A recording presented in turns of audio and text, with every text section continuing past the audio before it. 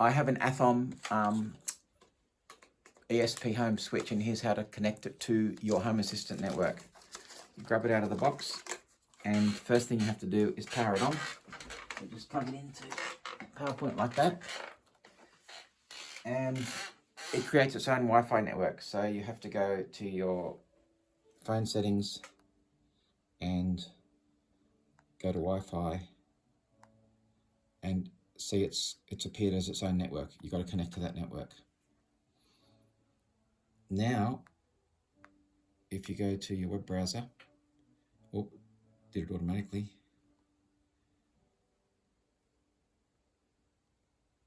The only website it'll go to is, I thought I was going to go to that one. Let's try again. Oh, it's connected to the wrong Wi-Fi. I want to connect to this smart plug Wi-Fi. Okay, here we go.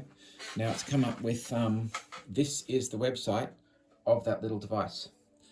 I have to tell it to connect to my home network. That's my home network there. So I click on that. Now it wants a password for my home network. I'm going to type it in. Don't look at me. Here we go. Done. Save. It's now disconnecting from its own network and trying to connect to my network. So what I do now is I go back to my Wi-Fi settings, and it should see how the Athom network is no longer there. It's not creating its own network. It should be on my Wi-Fi network. So now I go into the Home Assistant app, if you look here on the screen, and we're going to go into settings, and we're going to go into devices because we want to add a device. We're going to go into the ESP Home devices, and it should, look, it's up the top there, it's discovered that device that I've just added. That's it. So now I go add. Do you want to add it? Yes, I do. It's now saying what I want to name it, so I'm going to call it number 6, because this is my 6th switch that I have. I'll just put it in my home as the area. Finish.